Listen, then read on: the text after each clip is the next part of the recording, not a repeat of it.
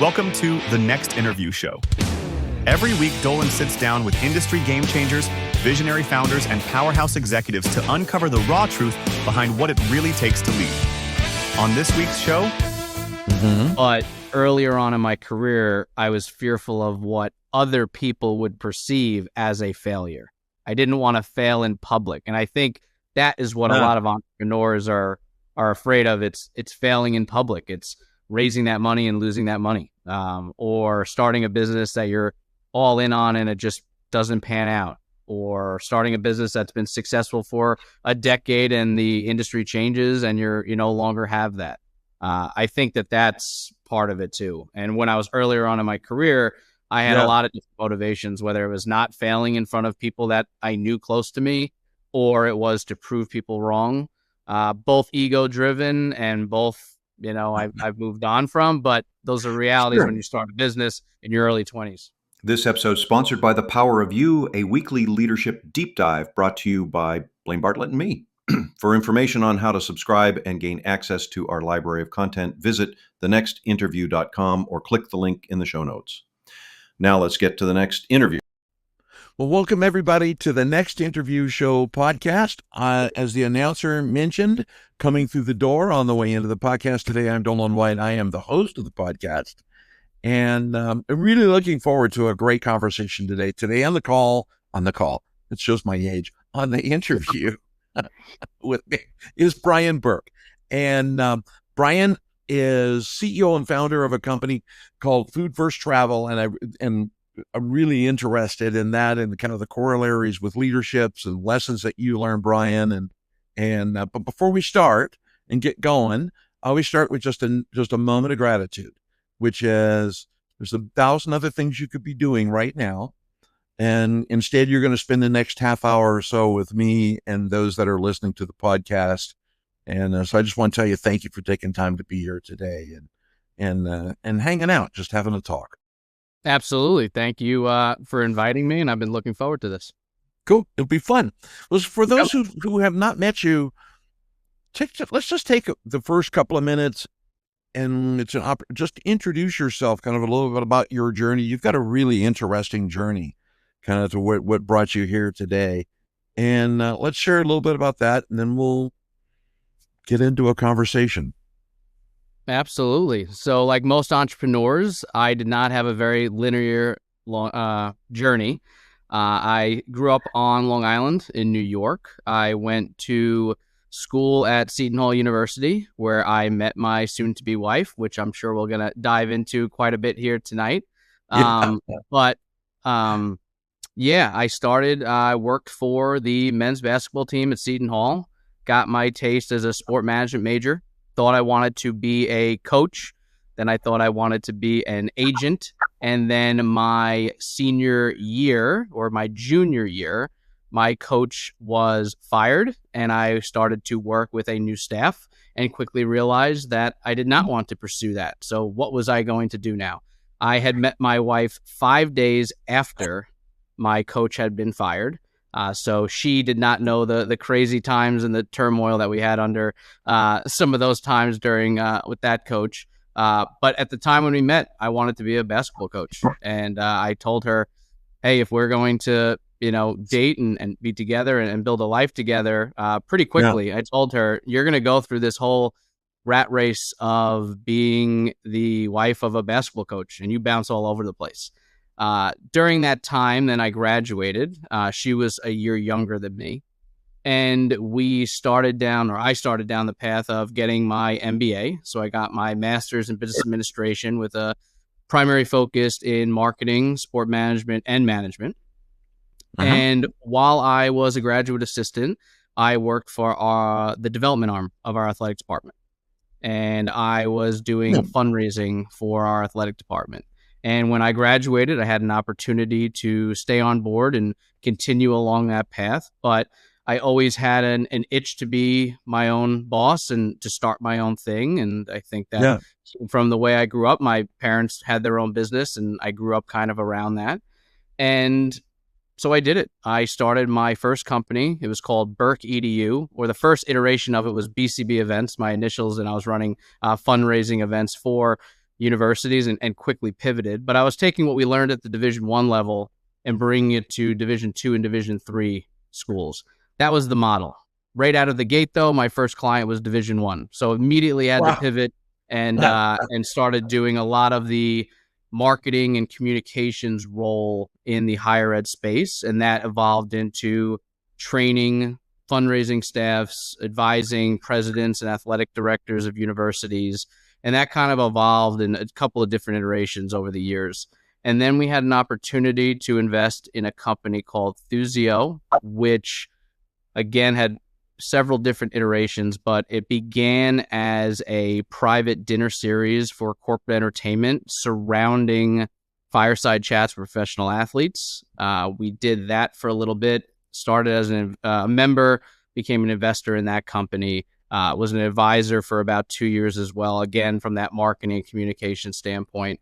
We were acquired in October of 22, and then the pandemic hit. And when the pandemic hit, I did another pivot. I was recruited by a local school district here in Connecticut to kind of be their first communications director and in charge of all their strategic planning, their marketing, their communications, their partnerships, all during the pandemic. So I started that in November of 2020 and was part of the leadership team that had to make decisions on whether or not to keep a school open or closed. So I very much went from being remote my whole career and traveling for a lot of my business to actually working in a local school district. I did that until the superintendent decided to retire. And when she decided to retire, my wife and I launched Food First Travel, which had been in the works, probably being built for the past decade, not knowing what we were building, and then formally really knowing we were going to kind of hone in on and do this, both of us full time. Probably in the last, we did launch a year ago, but we knew we were going to do this for probably the last 3 years. Yeah, that's pretty exciting. That's quite a path. I think that I want to go back and kind of visit a couple of things that you said about your journey, and it is funny how we when we start our, I've got you by about 40 years, I think, but when we start these paths in our lives, there's a common thread for all of us. There's this path that we think we're going to go on. Yep. And then there's the path we actually go on. Yep. Which can be, very divergent. Early on, I was going to be a marine biologist and discovered that you couldn't make money as a marine biologist and a musician. I do a bunch of stuff and discovered that it's hard to put hot dogs in the fridge, and then went and, actually went different directions from there. Became an entrepreneur myself. So one of the things that I think that's important, and I want to come back to family and partnership with your wife and kind of where you both are with all this. One of the things that you talked about was pivots. Yeah. And I think, COVID was a good lesson point. I think COVID will be a landmark in our lives, right? And hopefully our kids will, they'll be past all of that stuff, especially your two girls being really young. They'll never have to hear anything or know much about COVID going forward. Yep. Other than it happened. And the first one was born in the middle of it. So yeah. Yes, we had a granddaughter born in COVID. That was that's hard on. We could completely digress about the difficulties that causes in relationships and parents, and whether you were allowed in the room or not. But as loosely coupled grandparents, we were told to wait in the parking lot, so we had to go sit outside. That was our spot to go sit and wait. But one of the things you talked about, Brian, I think that's really important, which is that pivot, right? And that it's not a linear path. And I think a lot of leaders get hung up on this concept around, hey, I'm going to start here and I'm going to go that way. And resiliency isn't part of their mindset. So as you're kind of looking at, the pivots in your life, and especially even still in your business today as you're growing your company, how do you keep that mindset where, where do you put resiliency? I've been talking all day, the resiliency around pivots, and how do you kind of keep that in a good frame? I think for me, it was always about finding what the through line and the core values of what I always wanted to do in my career and ultimately my life, and how I could intertwine both of those. And early on, my first job actually was a caddy at a private country club on Long Island, and I didn't play golf. My parents didn't play golf. I still to this day don't play golf. But I was walking, 4 or 5 hours a day, sometimes double that if I was doing 2 loops, with a lot of really successful people. And what I was realizing even then, unless they were a doctor or an attorney, most of the time people had variety of different income streams and a variety of different roles that they served, whether it was for-profit, nonprofit. And very early on, without even knowing it, I was around so many very successful people by American standards that, had a bunch of different ideas and things that they wanted to do. So I never thought that I only had to do one thing. But when I do commit to anything, I needed to really put a lot of hard work in and become a leader in whatever position that was. So for an example, when I was a basketball manager, there was about 12 to 15 basketball managers. A junior never sat on the bench. A sophomore had never traveled. It was my goal to immediately separate myself from the pack, and I did both of those things. I traveled as a sophomore. I sat on the bench for 2 years. I was the head manager for 2 years, which was usually only a 1-year position. I was able to achieve an athletic scholarship even as a basketball manager, right? Because it's a revenue-generating sport. So I always That's huge. joke with all of my other friends who were athletes in the universities, but still had to pay for school. So I always took that as an opportunity, and I looked at, the coaching realm as something I always wanted to do, and that was so much of a leadership position. And then when I took a step back from that, I think just pivoting and being able to, again, see what's in front of me, what I'm really good at, and double down on it. And that's kind of always guided my, the pivots that you keep referencing. It was always an educated pivot, maybe sometimes more risky than others. I would say a lot of people probably think now from a business standpoint, going from ed tech to sports to culinary travel is quite the pivot. If you talk to people who are closest to me, it makes the most sense that my wife and I are both now in this space. But I've always trusted my gut and made that pivot. And because I met my wife when I was 21 and she was 20, we've made every personal and professional decision together for the last 15 and a half years. So I think having a partner who also is unwavering in their support of your decisions and looking at, even if I made an investment or started a business, it was both of our investments, it was both of our businesses. And I think having that support system within your own home is really important when you're making these pivots, or to other people, they look like risks, but to the entrepreneur or the person who's really head down and dedicated to what they're doing, it's what you said, it's a pivot. Yeah, I think that's really important, Brian. I think one of the things, when we originally met and we're talking a little bit about, and one of the topics I kind of want to spend a little more time in on today is that partnership with your wife and the benefits to that. And I think that there are 10 leaders, business people, without being gender specific, in relationships tend to compartmentalize. They tend to kind of like, this is what I do here and this is what I do here. And when you're partnered together, it's like there is life. It's like I tell my clients all the time, there's no such thing as work-life balance. There's life. Right. 100%. There's only life. And so when you like certain parts of it and you don't like other certain parts of it. If you don't love what you do. Yeah. Yeah, always. Yeah. So one of the things that stuck in my mind that resonated was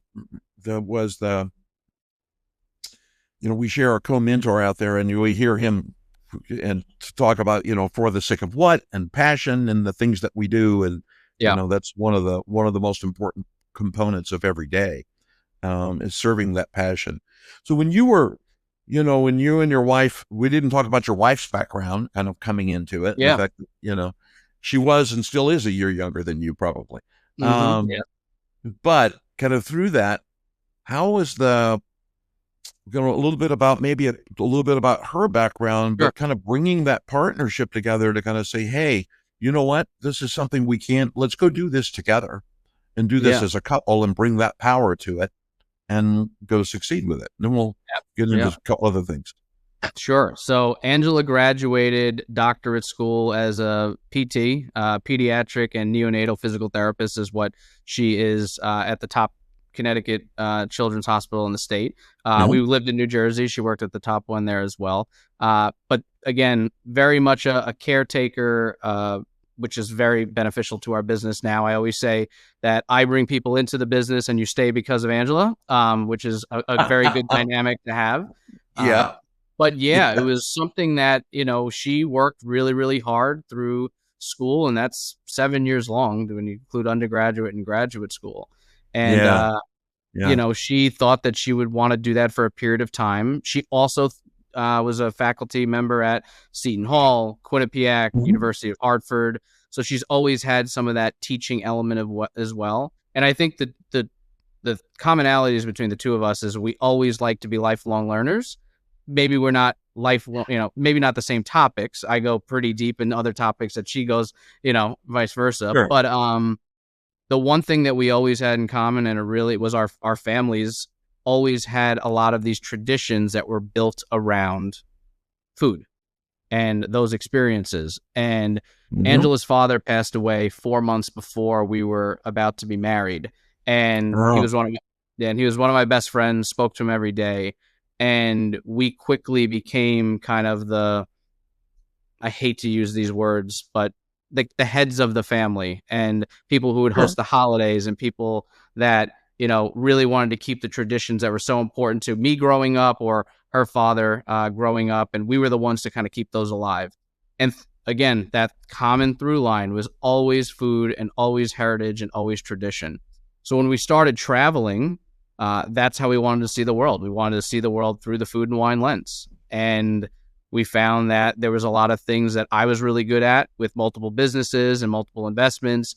And there was just a human side of it and bedside manner that you learn as you're working with, the most fragile children in a hospital. Pediatric neonatal physical therapist is not exactly going into, doing stretches with, adults. It's keeping babies alive.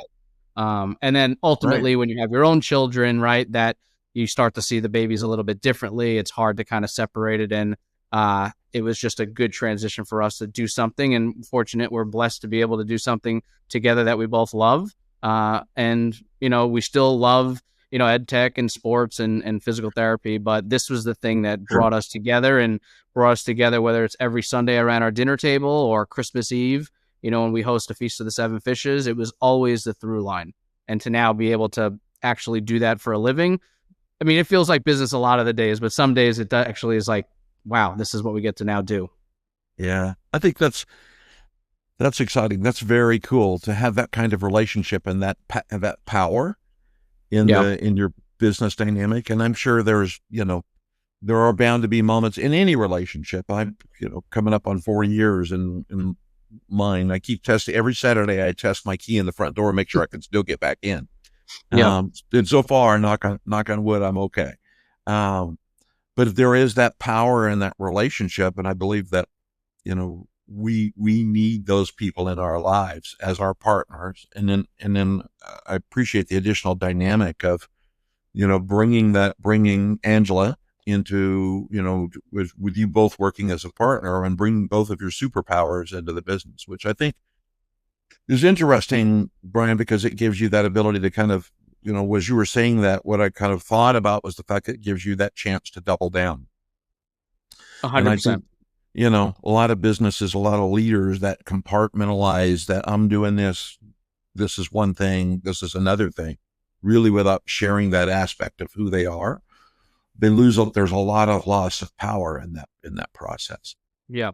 And God bless her, because whether we were in business or not together, I have a whiteboard that I can wheel out right into our living room. So whether or not she was in business or not, she's sitting through all of those strategy sessions, and I'm always getting, her feedback on what we do, and always throughout my entire career. So it was a natural transition, and especially, me handling one side of the business and her handling another one really allows us to have ownership in that. And I know what she's great at and what I'm good at. And that really helps with the dynamic as well. So one of the things I think it would be interesting to explore for a minute, and then I want to get into a little bit about what Food First Travel is and kind of the dynamics of the Sure. business itself. Is a lot of people go get a job and they're trading time for money, which is not what you're doing, right? No. And there is kind of this innate, I think in a lot of cases, there's an innate fear. There's one of my favorite quotes on the planet is from this wise sage. His name is Will Smith, and his quote is, "God put the greatest things in life on the other side of fear." And a lot of people hit that fear, and they don't step into the cave or step through the door or whatever, Right. oxymoron you want to put against that. But to use an inappropriate word, but but I'm really curious about, if you were speaking to a leader about fear-based decisions, because fear is a component, and they're thinking of pursuing a passion or, a new endeavor or something different. Maybe putting you on the spot a little bit but what would what things would you tell them about facing that fear? Because fear is a real thing. We fear the unknown. I would tell any young entrepreneur that if they have a feeling inside of them that there's something that they want to go after and they might be fearful of doing it, if you don't act on it, that fear will then become regret. And the regret, even at 36, I know will be the worst thing when I get into my 70s and 80s and I look back on my life for the things that I didn't do, not the things that I tried and failed at. So that is first and foremost I would lean into the fear. Mm-hmm. I think starting any business or doing any podcast or speaking on any stage or anything, whatever your world is, I think it's good to be nervous. I was a very good basketball player growing up. I threw up before every basketball game, just like Bill Russell did. Guy won 11 championships. I always like to go back to that, but I had pure nerves, and it was always I was always nervous, and still to this day, I get nervous if I speak in front of rooms, and I know I'll do a great job. But I think it's healthy to be nervous or lean into that fear anytime you walk into any new opportunity or any business. Yeah, I think that's really important. I chuckled when you were talking about throwing up. To this day, I've played thousands of gigs in my life as a musician, and multiple kinds of audiences from 2 to thousands, 10,000 people. And there's not a single time that I haven't walked on stage to put my hands down on my instrument or pick up something I'm going to be playing.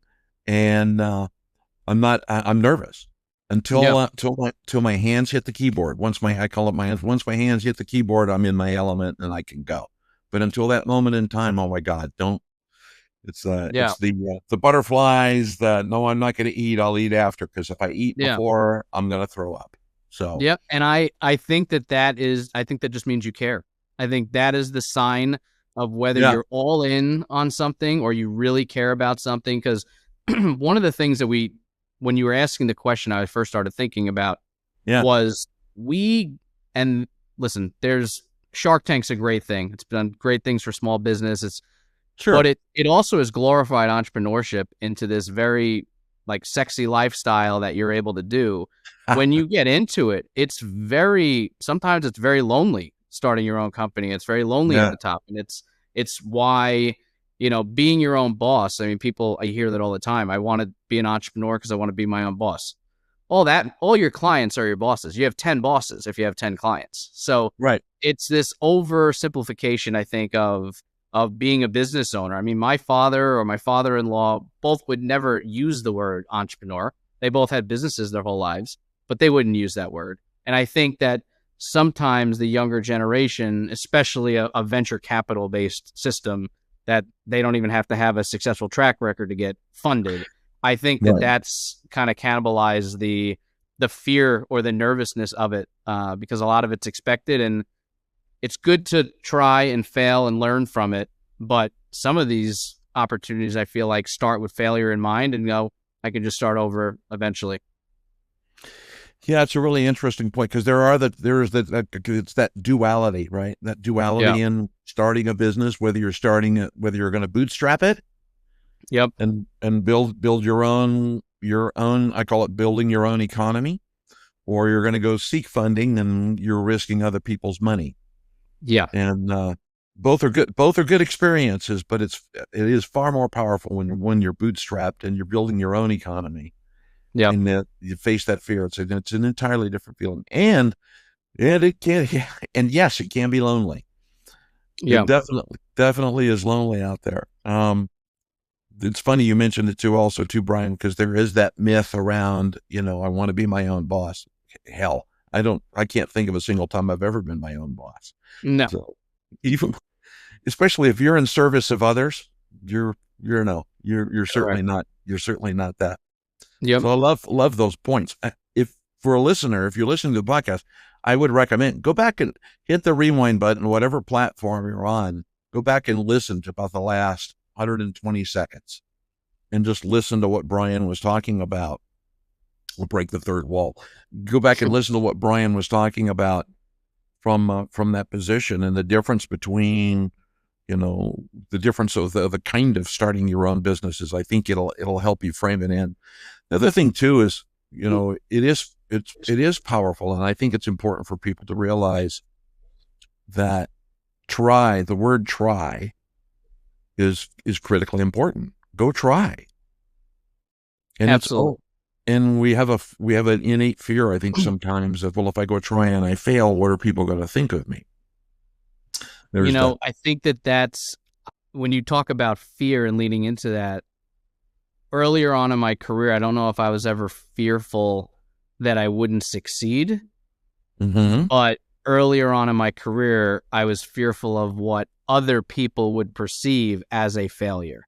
I didn't want to fail in public, and I think that is what a lot of entrepreneurs are afraid of. It's failing in public. It's raising that money and losing that money, or starting a business that you're all in on and it just doesn't pan out, or starting a business that's been successful for a decade and the industry changes and you no longer have that.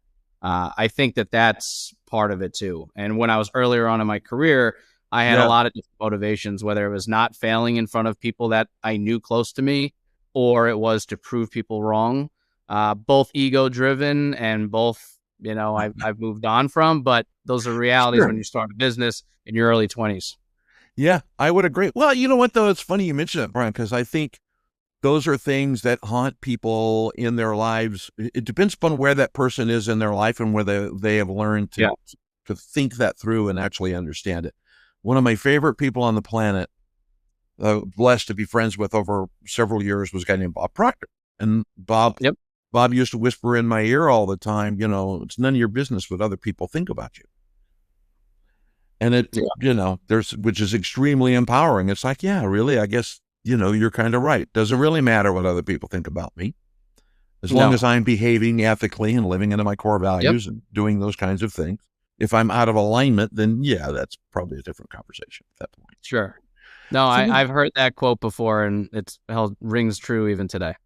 Yeah, it's fun. He was Bob still echoes in the back of my head every now and then.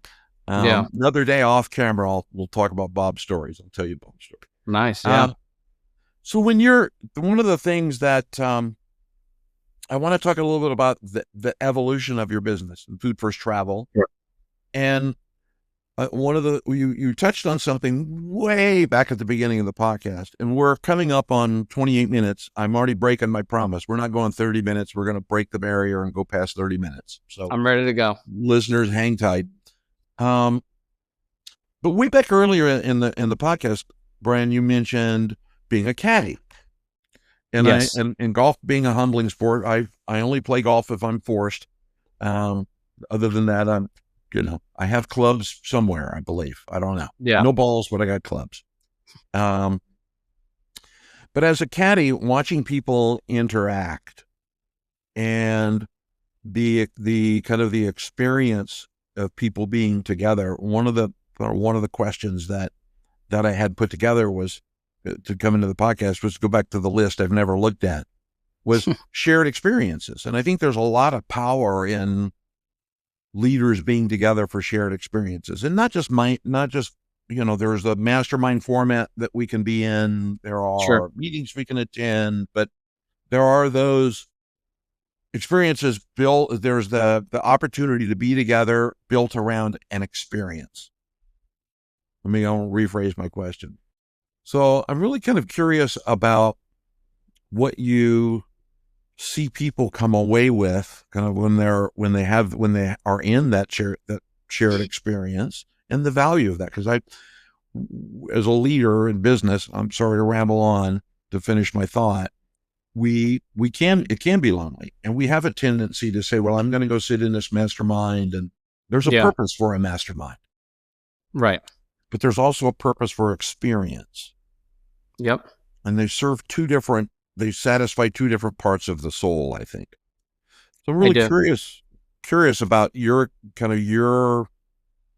I'm burning the word experience, burning that currency hard today, and of what what you've seen and what you've learned. And then we'll kind of step into Food First Travel, what you do and how it works and what that brings to people. I think personally, the best conversations I've ever had, personally or professionally, have always happened around a table. And I'm not saying that just because we have Food First Travel. I'm saying that because people, whether you are, whether it's friends or you're at a networking event or you're in a little hilltop town in Panzano and Chianti and you're at a long table from people all over the world, you all come to that table with a similar interest. And in a world where everything can be divisive, whether it's politics, religion, or you name it, there's a commonality around food and drink or music, like you were talking about earlier. And I think when you come to the table with that experience and everyone having something in common, especially the places that we travel or the dinners that we host, you're only at that table if you have interest in what we're doing. And I think when you come there, it kind of is the icebreaker. And then people start opening up about, their personal lives or what they do professionally. And one of the yields that I knew was going to come out of our dinner series, in particular, or even some of our travel, I knew that people were going to sit down and leave there not only friends, but likely doing business deals together. And that's something, especially as you curate a room, that's something that always is happening. So I think, whether you go to a mastermind kind of to learn versus coming to a shared experience, already having that in common with somebody, I think that really kind of it's like a qualifier, not in the sales standpoint, but a qualifier of you have something in common with this person. And that kind of lets everyone put down their guard and interact and talk about things that are really important to them. And everyone can talk about the taste or the smell or that meal that brings them back to something nostalgic in their life and triggers some type of memory. And I think that that's where people start really connecting. And then from there, depending on the room that you curate, ours is very much, entrepreneurs, CEOs, C-suite executives, ultra high net worth individuals. They then start seeing a lot of synergies in other areas of their life. And then from there, we just become the facilitator of that relationship. Yeah, I really thank you for that explanation. I love that idea, because I do think, having been to many, many, many, many masterminds, and there's an intent when you go to a mastermind, and sure, there's bonding and there's an opportunity to have conversations, but it's not unless you have an existing relationship with some of the folks there, it takes time to build that trust, right? Trust takes 5 to 7 interactions, bunch of time to do it. And when you're in a mastermind, you may be there for a purpose, to learn or to make a connection, but there's still the other pieces around, building trust, which moves on to, do we collaborate, or how do I serve you? Can I do introductions and things? Right.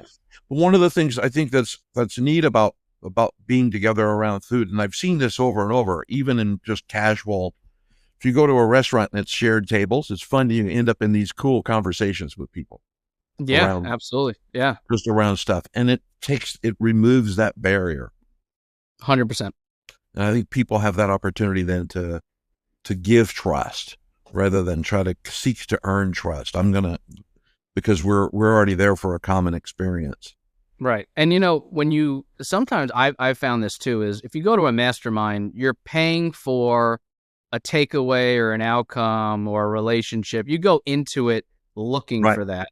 If you come to something that's either around a shared hobby, passion like music, again, food and wine, you're going there. And even if you don't come away with that takeaway, you're still really enjoying the experience. And because of that, you're not always looking for what the takeaway is going to be. And some of the best business relationships I've ever started, I did not come to the table with an ask. They did not come to the table with an ask. We had a shared experience together. And now I'm able to draw on that relationship organically and truly networking that way, as opposed to showing up and speed dating in a room.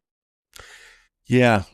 I really like that a lot, because I think that's a lot of attention. There's a lot of one-sidedness that happens in some of those scenarios, because especially when you write a large check to attend a mastermind, and I saw it. I've sat in masterminds where it was $100K a year for me to sit in the room with all these people, and there were individuals in the room who were there for the give, and there were individuals in the room who were there for the take. So it can be fishing in a shallow pond, I used to call it. There's a lot of fishing going on. That's a very kind way of putting it, but yes. Yeah. Yeah. It's a PG-13 podcast, so I got to be careful. We can't. I have no Gary V moments in any of my podcasts. Yeah. So let's take a couple of minutes. One of the things that is an absolute firm rule for all of my episodes is, this isn't about me. There's stuff that I go do. This is about you. And I really want to give an opportunity, because when we talked about Food First Travel, Linda, my wife, and I were talking about it this morning, and she goes, "Oh yeah, we got to go. I remember you talking to me about Brian." Talk a little bit about Food First Travel, what it is, what you do, because I don't want to even take a stab at it, because I won't describe it in the manner that you do, but I would love for people to come find you, come enjoy the experience, and have the opportunity, have a rich life. And this is, in my mind, this is part of a rich life. That's part of what you do. So, well, thank you. First of all, yeah. So we are a culinary travel concierge, and we curate the world's best culinary experiences and vacations. So we provide bespoke, end-to-end travel concierge services throughout Europe and North America for our members only. So think personalized experiences at world-class restaurants, vineyards, artisanal producers, cooking schools, and everything we do begins with blending culinary excellence with extraordinary hospitality and a sense of exploration. So yes, we can book you a private tour of the Sistine Chapel. We have to be able to have access to non-culinary activities, but you come to us because you want to know where to eat the best carbonara in Rome, and you want to learn from that top chef on how to make it at home. So it's very much, and there's a lot of very good competitive luxury travel concierges out there, but they do not come through the food and wine lens. And even if they can get you a top reservation at a top restaurant, that's something obviously we can do as well. But for us, it's about finding those immersive experiences that money can't buy, that unless you came through our network and our local network, you would not be able to find. And I always say this, there's luxury and simplicity, and it's very understood for Americans when they travel over to Europe. It's not as easily digestible here in the United States, but I always say that some of the most simplistic meals, when we talk to people, I always ask, if somebody says it was the best coffee I ever had, it was the best pizza I ever had, I always probe them on the question of, well, who were you with, or where were you? And if you quickly peel that back, you realize that it probably wasn't the best cup of coffee, but it was the memory and the moments that they shared with those people. And that's what we get to do every day. We get to be able to curate that for all of our members, and you don't have to worry about anything else. No, I think that's amazing. So for those listening to the podcast, in the show notes, I will have links, all of the information on how you reach out to Brian. I'm going to encourage you to do that. I'm not going to make you say emails and links at the moment, simply because, well, you give the website, or your best way for people to come find you, and then I'll go back to my diatribe. Sure. So you can look us up on our website and apply for membership at foodfirsttravel.com. I'm pretty active on LinkedIn, so that would be the best way if you'd like to reach out to me directly. And yeah, those are probably the two best places that people find me. Cool. Yeah, because one of the things that, knowing that if you're listening to the podcast and you're driving, you're not going to write that down. So it's in the show notes. Go look in the show notes and do reach out to Brian. I know that's partially, kind of part and parcel to how we connected was through LinkedIn and through a common bond with our friend, Mr. Meltzer, and Mr. Bartlett, who sends his regards to, by the way. He's the man. Yeah, he is. But just as a reminder to those listening to the podcast, do take time, do reach out to Brian, and in particularly engage. One of the things that, at my life at the age of 72 that I've come to really enjoy is moments and experiences, and they matter.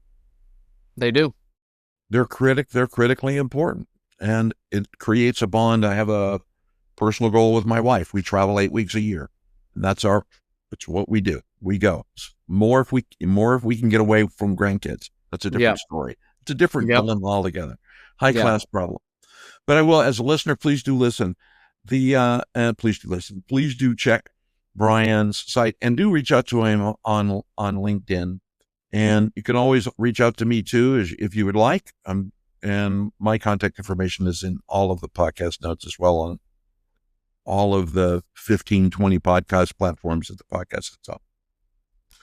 So one final thing before we go, and then I'll close the podcast out, is, we've talked a lot. We've talked about fear, experience, travel, food, trust. There's been a lot of things that we've kind of gone through.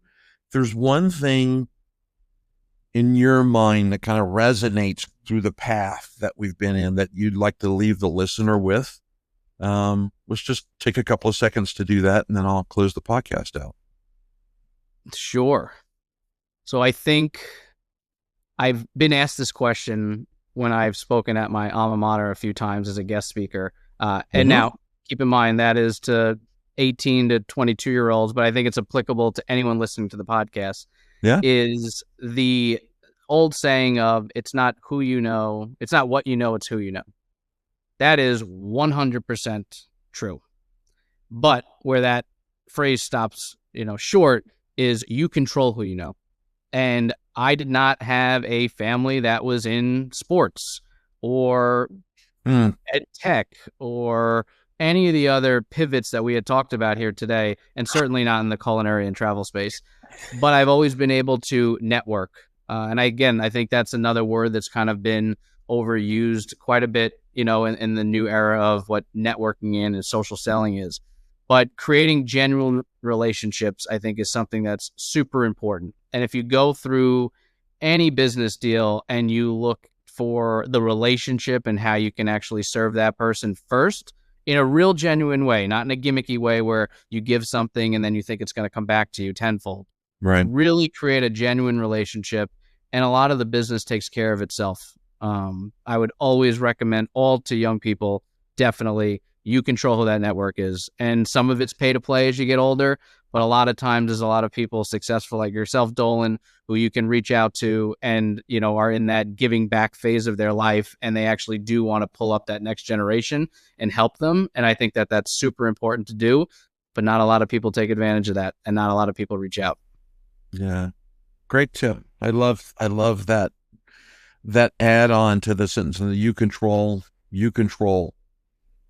That's an important thing. There's the adage, always remind my sons, and I've been reminding them more lately around, we are the sum of the 5 people we hang out with the most. We get to control that. So 100%. And the 5 may shift. The 5 will shift across. They will shift. Yes, absolutely. Some won't be there at the end. They won't make the journey with you. So on that note, I'm going to close the podcast out. 3 things. The very first thing is I'm going to re-extend gratitude. I have enjoyed the conversation. This has been a fun chat. So thank you for being here. Thank you for sharing insights, and in particularly as a reminder to leaders my age, but even more focused on the leaders who are emerging and growing.